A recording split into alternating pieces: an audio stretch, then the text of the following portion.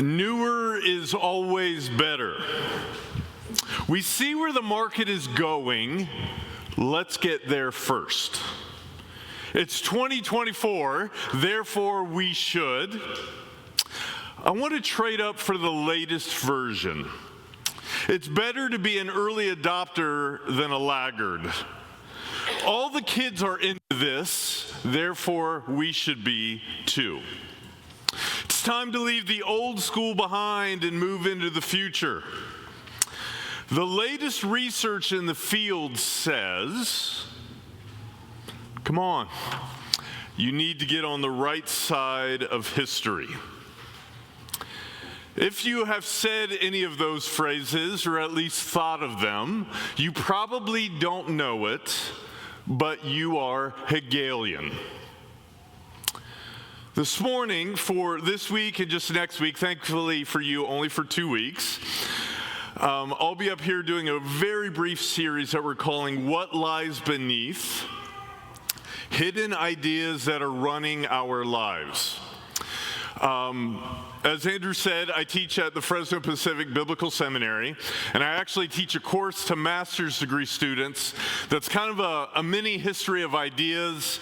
It's mainly about long dead, brilliant minds whose thinking, largely philosophers, have created the culture that you and I live in. Thinkers that many people haven't heard of. But they've helped to create a culture that makes it not easy for us to connect with the spirit of our Creator. And for some reason, Pastor Ryan thought you would enjoy me talking about this for a couple of Sundays. I literally asked him 3 times. I was like, Ryan, I know you're a pastor, but I don't think you understand people. They have hard lives, they're busy, they're tired, they actually show up at church, and you want me talking about these abstract things? And he said yes. And then he left town. So if you have complaints, please don't bring them to me. It's ryan@midtownfresno.church. Please email him directly. We're going to begin this morning with an early 19th century German philosopher, Georg Wilhelm Friedrich Hegel. It's getting rad already, just saying his name. And I have a handout. I think we'll go ahead and pass that down the aisles, partly because I'm a nerd, partly because this is so abstract, it might be just a little easier to stay with me. As we often do when I have the opportunity to speak, we'll have some time to interact afterwards when I'm done. So if you have a question, a comment, if you just can't get enough of dead German philosophers, we can interact together in a little bit. I'm just going to have 2 quotes from Hegel. The first one, from the Phenomenology of the Spirit, says, "The bud disappears when the blossom breaks through. And we might say that the former is refuted by the latter. In the same way, when the fruit comes, the blossom may be explained to be a false form of the plant's existence. For the fruit appears as its true nature in place of the blossom. These stages are not merely differentiated, they supplant one another as being incompatible with one another." I know it's already a blast here this morning. But you see the image he's giving us, one of a bud that eventually blossoms and becomes a fruit. Obviously, for those of us here in the valley, this is not a new image. It's something we see fairly regularly. But for Hegel, it's a metaphor of human culture. That earlier peoples were an earlier, lesser form, and that over time, human culture has been developing. It's been improving. It's been getting better and more advanced. It has been progressing. We could maybe say something like this, like maybe ancient people were like the bud, and maybe medieval people like the blossom, and us modern people, we are the full fruit. We are a better version of humanity, if you will. One more very brief quote from Hegel, from his philosophy of history. "World history exhibits nothing other than the plan of providence." So not only is things improving historically over time, but if you want to be a good person, if you want to be a virtuous person, if there is a God, if you want to be right with God, or some kind of larger universal spirit, or a transcendent sense of meaning, the way that you do that is you join the latest thing trending in the culture.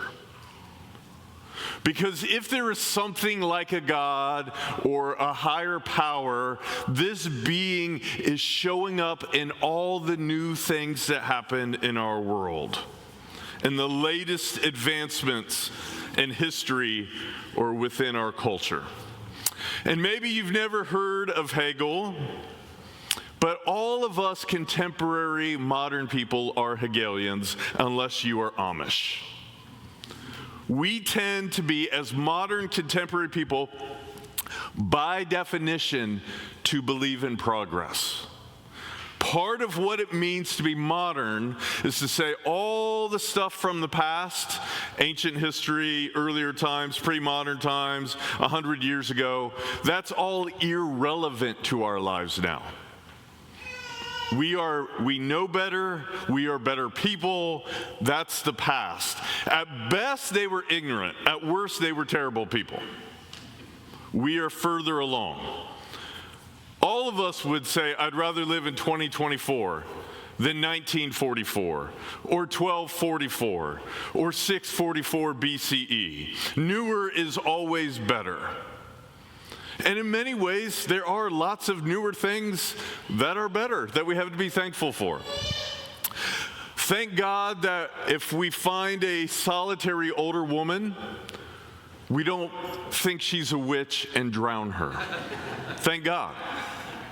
Thank God that we no longer say there are roles for men like leading, and there are roles for women like being in a kitchen with a baby on the hip. Thank God we are not like that anymore. Amen. Thank God we don't think a wonderful economic strategy is to own human beings and to get free labor out of them. Thank God we have progressed in a number of ways. But are things always getting better? The 20th century, I know some of you don't know that, but some of us in this room were born in the 20th century,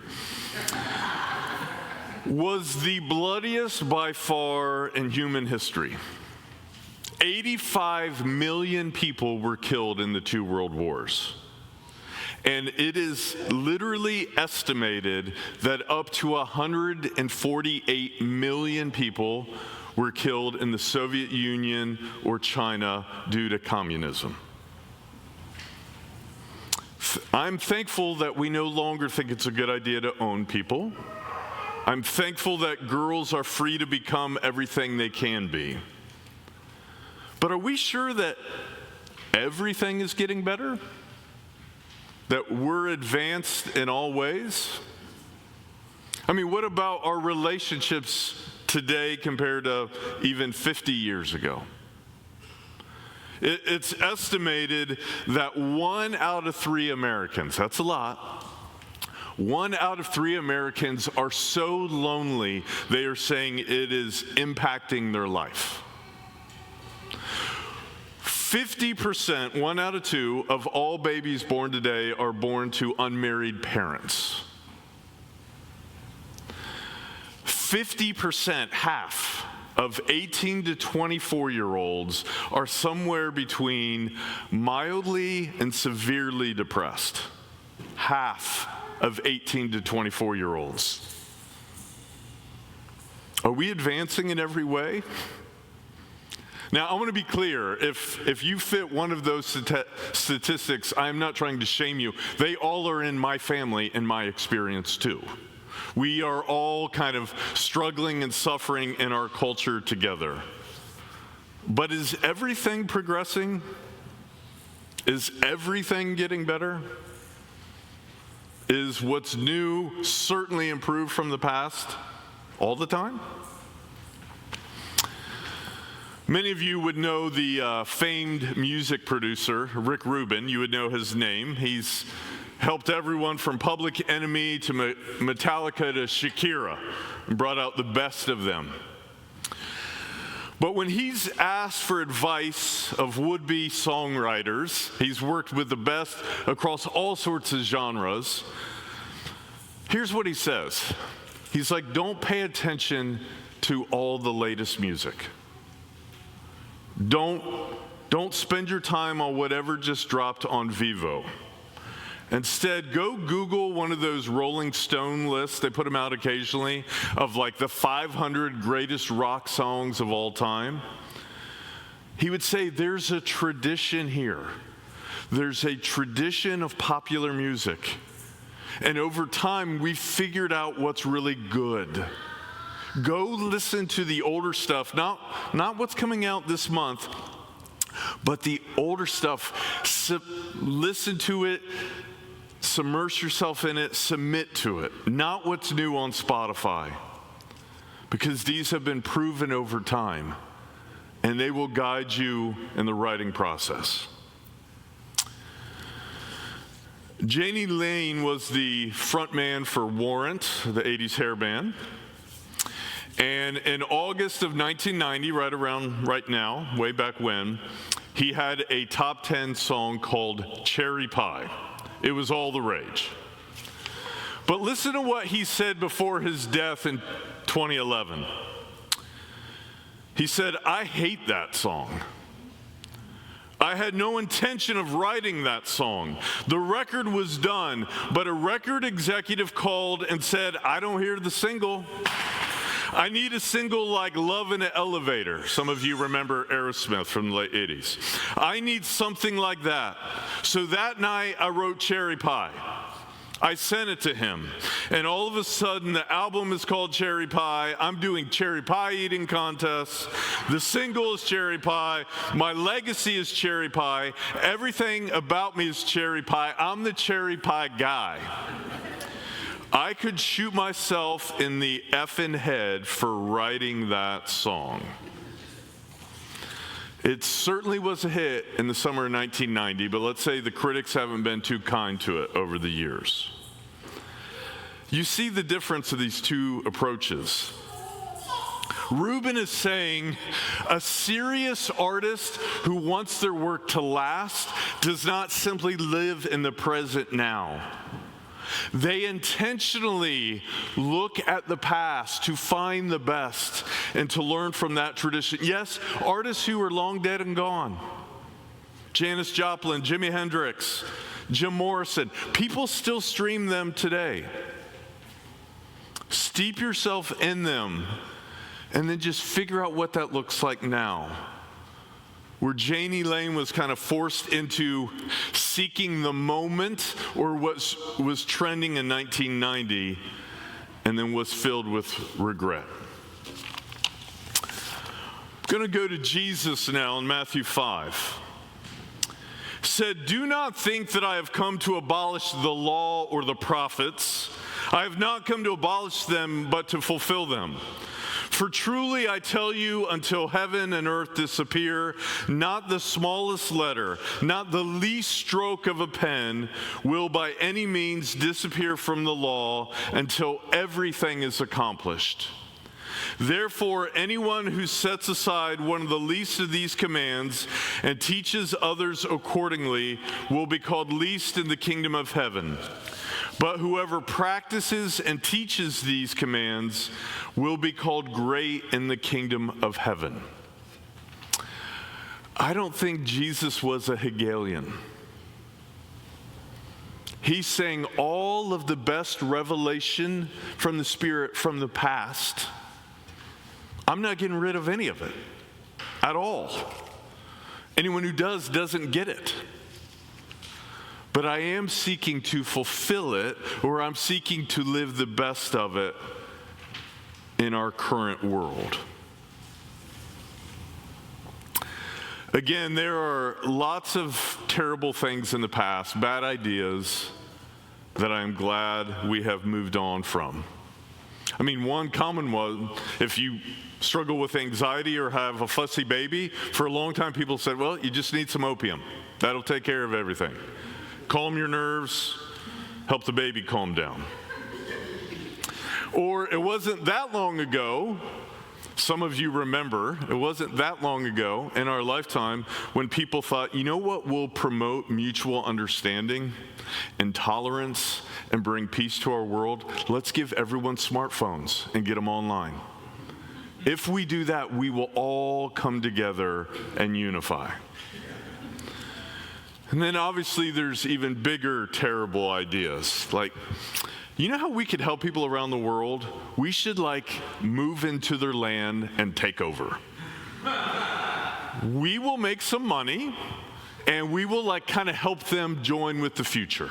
We will help them modernize. They might fight us, but eventually they will thank us. Thank God there are lots of things we have moved on from. But I think we have to remember that all of the terrible ideas and practices from back then, at some point, they were the newest, latest, and greatest idea. Almost all of them. At some point, it was considered cutting edge that these sophisticated, forward-looking people pushed on the larger world. You know the beliefs or the values or the patterns of life that your parents and grandparents have that embarrass you, that you're pretty sure embarrass God? They were the new thing when they were young, and they seemed quite obvious to them. What do you believe now that your grandchildren will shake their head about? What values are you and your friends all excited about that your kids will one day say, Mom, Dad, we need to have a talk about this? My guess is you don't know what they are, but don't worry, your children and grandchildren, they'll let you know one day. They will. But my guess is whatever those things are, they are something that right now we all consider new and better and improved. Something that doesn't fit the grand spiritual tradition of the past. The late British writer, William Ralph Inge, whoever marries the spirit of this age will find himself a widower in the next. I think that's worth sitting with. Okay, a couple of takeaways. We're trying to be semi-practical here this morning, so it's not a complete waste of time. Number one, if you want to live a life of meaning and not a shallow life leading to regret, consider making it a habit to learn from historical wisdom. Okay, I know that's kind of a nerd statement, a nerd piece of advice.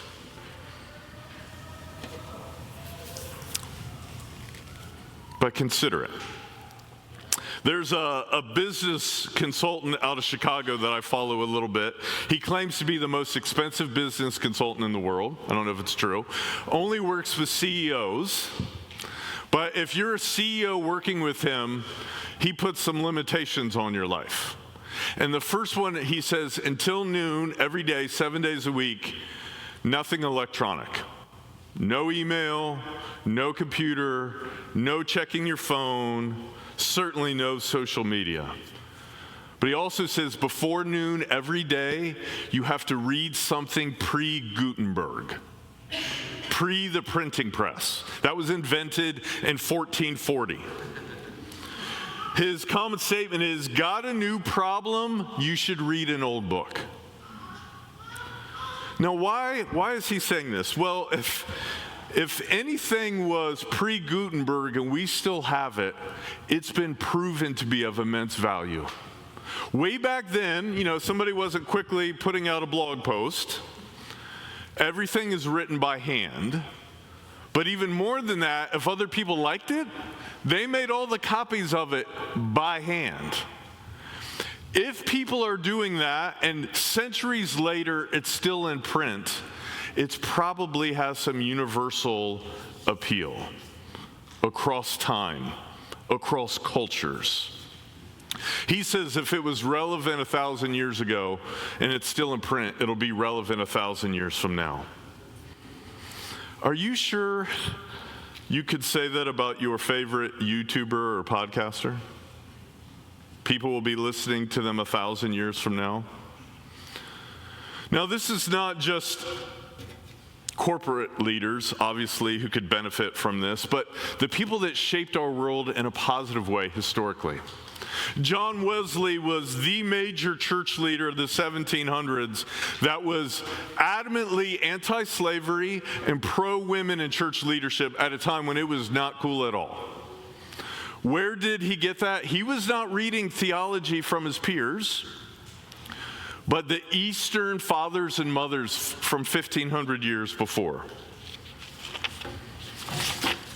Or take Mahatma Gandhi, who led India to freedom from British control and rule. He said his fuel was every morning he read the Bhagavad Gita that was written 2,500 years before him.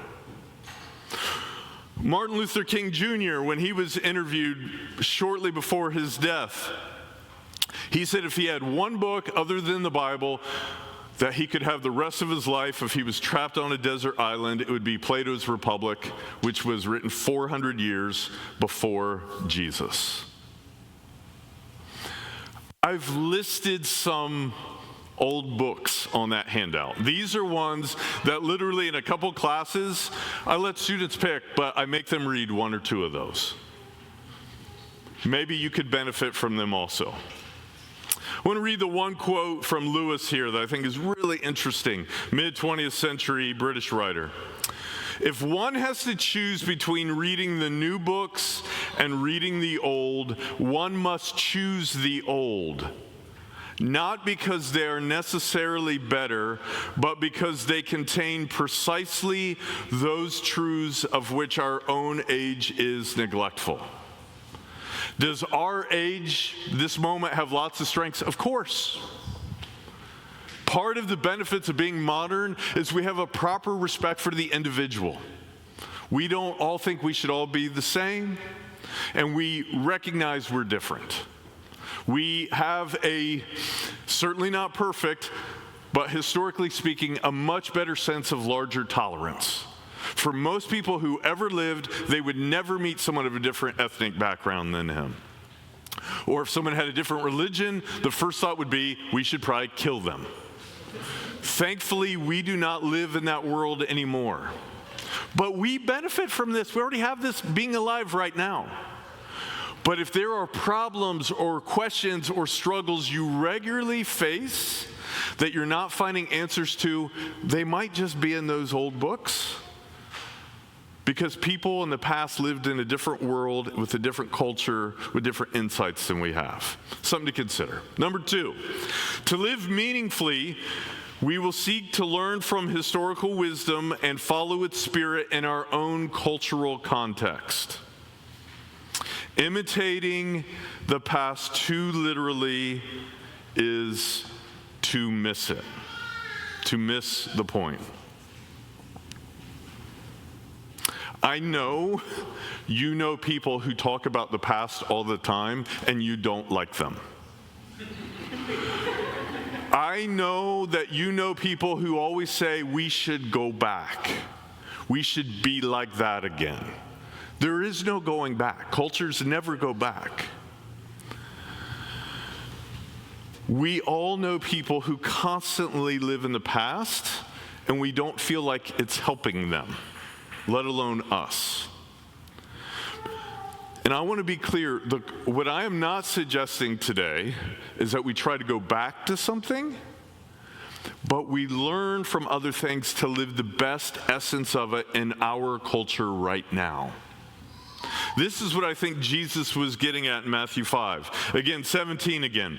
Do not think that I have come to abolish the law of the prophets. I have not come to abolish them, but to fulfill them. He is saying, I know what I'm doing is looking so new, you think I'm throwing away all of our spiritual tradition. I am actually not at all. Not in any way. But then verse 20. For I tell you that unless your righteousness surpasses that of the Pharisees and the teachers of the law, you will certainly not enter the kingdom of heaven. Okay, this would be very confusing if you heard Jesus say this at the time. Why? He's living in such a way that people think he's thrown away the whole tradition, and yet he says your righteousness needs to be better than the Pharisees. The Pharisees were the masters of the tradition. They not only read it and studied it and taught it, they memorized major hunks of it. Their whole thing was the tradition, God's revelation, Scripture, the law. We have to do it. And Jesus says your righteousness needs to be more than they have. What was the problem? They had it literally, but they could not see the heart or essence of living it in a new cultural moment. When most of what we call the Hebrew Bible or the Old Testament, revelation from God, came to the Jewish people, they were their own nation state. So if you read something like love your neighbor is you're an Israelite and your neighbor's other Israelites. So it's like we probably should care for each other, get along with each other. But now Jesus comes in a different moment. The Jewish people are a minority under the larger Roman Empire led by pagan Gentiles who are not very nice. Now the Jewish people live around people from different ethnic backgrounds, different religions than they have. But they still think love your neighbor means be good to the other Jewish people and let's push back against everyone else. And Jesus is saying they're missing the whole essence. Now, loving your neighbor when you have people that believe differently than you or live differently than you do means something completely different than in the past. It looks different. If you have experienced ugly Christianity, I'm sorry. I am. It's hard. It can impact your life for years. It can do a real number. But I also want to kindly suggest, not that your experience wasn't real, it certainly was, but the problem isn't that these spiritual sources are from the past. I could almost guarantee you that the problem was you had some spiritual leaders that were following the tradition very literally according to a different culture that you do not exist within.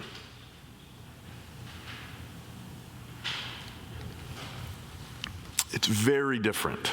If you read, the books I suggested on there are certainly not all Christian, but if you read some of the ones that are, I think they're amazing. It's almost like a completely different religion than what we experience today. There's so much good stuff there. To quote Giuseppe Tomasi, if we want things to stay as they are, things will have to change.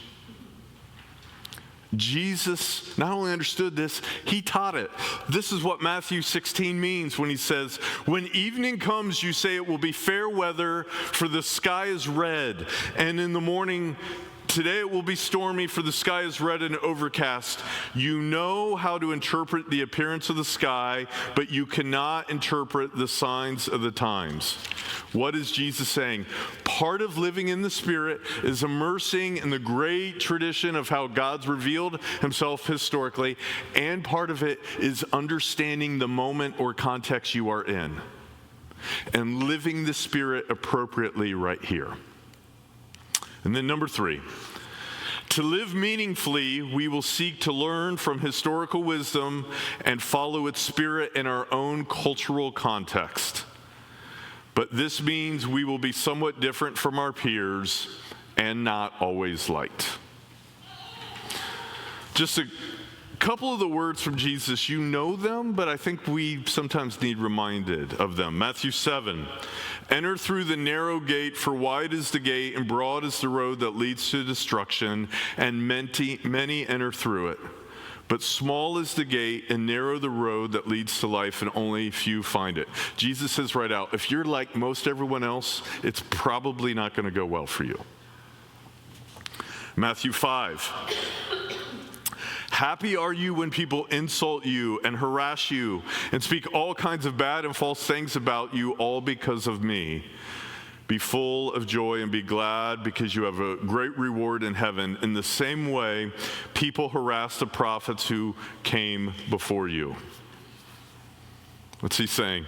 This grand tradition that we read and learn from in the past, those people that we want to learn from, they did not have it easy in their time. And we are signing up for this same path. Obviously, at a community like Midtown, we say Jesus is Lord, and very imperfectly, but we try to do our best to learn from him and to emulate him. How did that end for Jesus? Everybody's like, we want him dead. That quote from Schiller, live with your century, but do not be its captive. Render to your contemporaries what they need, not what they praise. If you follow the essence of the best of historical spiritual revelation, you will always be a little out of step with your generation. Recently, I had a conversation with a woman that will, I think it'll stay with me for a while. She grew up in the Bay Area and was telling me her story. She's the oldest of 7, and she basically raised her siblings since she was probably about 11 or 12. Her mom and dad were either high or in jail, and she raised them all. And as she's telling me the story, besides being moved at how difficult it had to be, I'm just amazed at what she's done, the person she is, mad respect for her. But she said, Brian, the hardest part of not having parents is everything just took so much longer. And I said, what do you mean? She's like, all the basics, like getting a driver's license, or getting a checking account, or securing my first real job. She said, I did all those about 10 years after everyone else because I just didn't know what I was doing, and it just took me a long time to figure it out. She's obviously, thanks God, she's made it, but it was super hard to figure it out herself. Friends, if we assume that newer is always better, that the past is irrelevant, we should simply follow what's trending, we are kind of like kids who are choosing to not have parents. At least when it comes to anything spiritual or of any kind of larger purpose of significance. You might be able to make it simply being modern and contemporary, but it's probably going to be a lot harder than it needs to be. Okay, that's it. That's all I had for today. We have a little time to interact. If you have a question, a comment. So I got a mic. We got time for 2 questions. So I got one ready, but if somebody else wants to go. Got a question for Brian. I'll go with mine, and then whoever. Okay, we got one.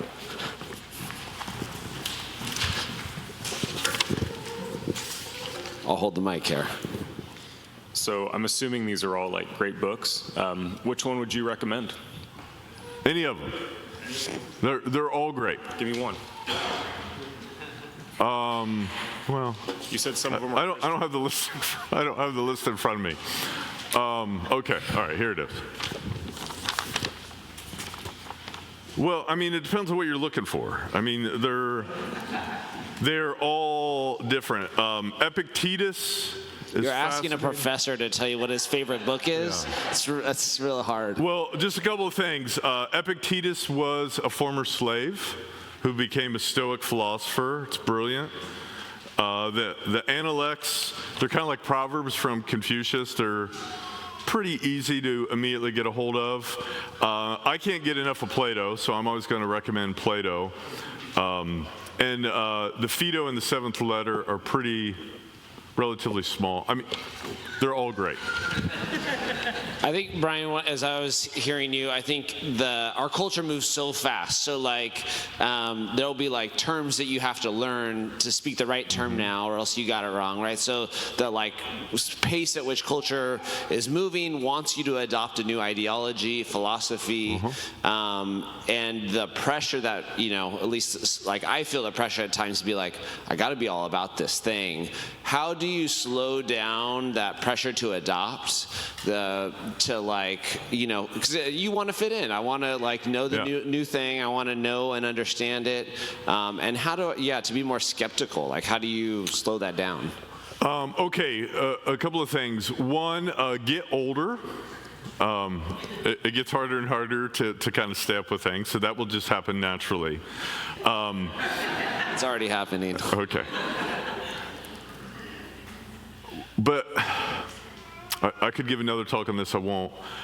I actually think the best is holding both together. So I could tell you, I won't get into that right now, but I also have my regular disciplines of trying to stay up on things happening in the culture. So I know where things are at, where people are going at. My kids always roll their eyes because I know new music better than they do. But I want to hold both of these together. I want to lean back to the deep historical past, and I want to keep a foot or at least an eye on what's happening in our contemporary world. And if you do both of those, I think you have eyes that can discern. There are so many things in our world right now that are consistent with the kingdom of Jesus, and there's so many things that are contrary. The more you steep in this, that starts to become more clear over time. So I would certainly not be one who advises anyone to just close your eyes to everything happening in our world. You're just highlighting our preferential leaning over here. It's a contemporary culture. One more. Anybody else? I was curious, as a professor in seminary, you got a lot of younger people coming in, typically, I would imagine. What is one of the main things that you see from young people that you think is one of the most important things to call them back to that you think that might be getting lost? Oh, okay. Great. Couple of things. Well, one, I want to be clear. I do have some much younger students, but seminary has a lot, normally adults now, so I have not taught a course yet where I'm the oldest person in the room. But I certainly have had classes with 22-year-olds. And there's lots of wonderful, wonderful things about young people today that I wish my generation had when we were younger. I mean, in general, I would say part of what we talked about now, being hyper-connected with the latest, leads to a very shallow and empty life. I mean, it's one of the theories of why so many of us deal with depression is the more you're chasing the current and what's new, you never have anything of lasting value. And whatever you invest your life in is old school before long. So that can be one. I think the other thing, and again, it's not their fault, they are coming up in a culture that we created for them.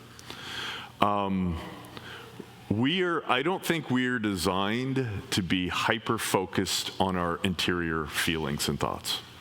I don't think it works for human beings. We need to do some of it.